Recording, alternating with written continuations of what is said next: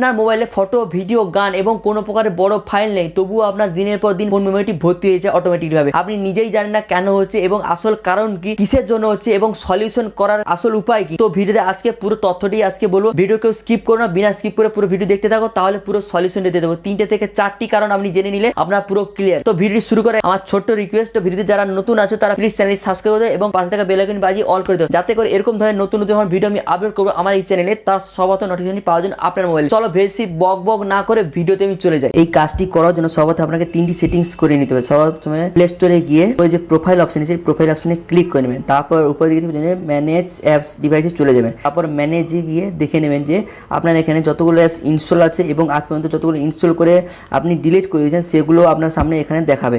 তো এগুলোর মধ্যে যেগুলো আপনার দরকার নেই সেগুলোকে আপনি কি করবেন, এইভাবে আপনি টিক মার্ক করে সবগুলোকে সিলেক্ট করে নেবেন যেগুলো আপনার দরকার নেই। তারপর উপরে যে ডিলিটের বক্স আছে এর বক্সে আপনি ডিলিট করে দেবেন। 2 নম্বর সেটিং, আমাদের মোবাইলে যতগুলো অ্যাপস আছে সবগুলো অ্যাপসের মধ্যেই আমরা মেন অ্যাপসগুলো কোনগুলো ইউজ করি বেশি, সেগুলো হচ্ছে আমাদের ফেসবুক আছে, হোয়াটসঅ্যাপ আছে, ইনস্টাগ্রাম আছে, টেলিগ্রাম আছে, এইসব অ্যাপসগুলো আমরা ডেলি ইউজ করি। তো এবারে আপনার মোবাইলে যে সব অ্যাপসগুলো আপনি ডেলি ইউজ করেন সেই সব অ্যাপসগুলোকে আপনি কী করবেন, ধরুন আমি হোয়াটসঅ্যাপ ইউজ করি পার ডে, তো হোয়াটসঅ্যাপটার উপরে চেপে ধরে রেখে এই যে উপরে অ্যাপ ইনফো আছে অ্যাপ ইনফোতে চলে যাবেন। তারপরে গিয়ে স্টোরেজ ইউজে গিয়ে নিচের দিকে দেখতে পাবেন যে ক্লিয়ার ক্যাচে একটি অপশন আছে। তো এই ক্লিয়ার ক্যাচটা আপনারা করে দেবেন। ক্লিয়ার ডাটা করবার দরকার নেই, ক্লিয়ার ক্যাচ করে দেবেন। এতে করলে কী হয়, এতে কী হবে আপনাদের মোবাইলে যতগুলো অ্যাপস ব্যাকগ্রাউন্ড ডাটা নিয়েছিল সবগুলো আস্তে আস্তে হলো কারো কাছ থেকে 10, কারো কাছ থেকে 15, কারো কাছ থেকে 100 MB এইভাবে করে মাইনাস হতে হতে আসবে। আর তার আগে একটা কথা বলে দিই, সর্বপ্রথমে আমরা কী হবে, প্রথমে এই ফাইল ম্যানেজার আছে, ফাইল ম্যানেজার একটা স্ক্রিনশট নিয়ে নেবেন। তাহলে কী হবে আপনাদের বুঝতে সুবিধা হবে যে আমাদের সত্যি মেমোরি কার্ডটা খালি হচ্ছে কিনা। এবার হচ্ছে নাম্বার 3, এরপরে যে সেটিংসটি আছে সেই সেটিংস হচ্ছে যে আমাদের মোবাইলের যে গ্যালারি যে অপশনটি আছে সেই গ্যালারিতে আপনারা চলে যাবেন।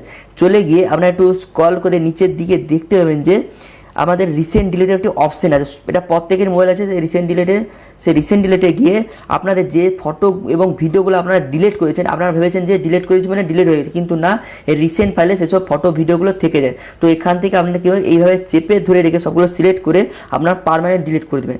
ডিলিট করলে এখান থেকে পুরো ডিলিট হয়ে যায়, তখন আমরা রিসেন্ট ফাইল থেকে ডিলিট করছেন তখন আমরা ডিলিট হবে না। তো এইভাবে আপনারা রেগুলারলি এই যে 3টা সেটিংস বললাম এই সেটিংসগুলো করুন, তো কোনো মতে আপনার ফোন মেমোরি ভর্তি হবে না। এবং সবার শেষে সেটিংসগুলো করার শেষে আপনারা আরেকবার ফাইল ম্যানেজারে গিয়ে আরেকবার দেখে নিন যে আপনার খালি হয়েছে কিনা। যদি খালি হয়ে থাকে তাহলে ভিডিওতে একটা কমেন্ট করে জানাবেন। তো এটাই ছিল আজকে 3টি মূলত কারণ। আশা করি আপনি নিশ্চয়ই বুঝতে পেরেছেন যে আপনার ফোন মেমোরিটি কেন বারবার ভর্তি হয়েছিল, কারণ এই 3টি সেটিংস মেনটেন করলে সপ্তাহে একবার আর কোনোদিনই ফোন মেমোরি ভর্তি হবে না। ভিডিও দেখার পর যদি ভিডিওটি ভালো লাগে তাহলে লাইক করে চ্যানেলটি সাবস্ক্রাইব করে দেবেন এবং বন্ধু বান্ধবদের শেয়ার করে দেবেন, যাতে আপনার বন্ধু বান্ধব যদি এরকম কোনো প্রবলেম হয়ে থাকে তাহলে তারাও সলিউশন করতে পারবে। ভিডিওতে বেশি আর কিছু বক করবো না, ভিডিওতে এখানেই স্টপ করছি এবং আবার পরবর্তী নতুন করে ভিডিও দেখা হবে। ততক্ষণ সুস্থ থাকুন, ভালো থাকুন, থ্যাংক ইউ, টাটা।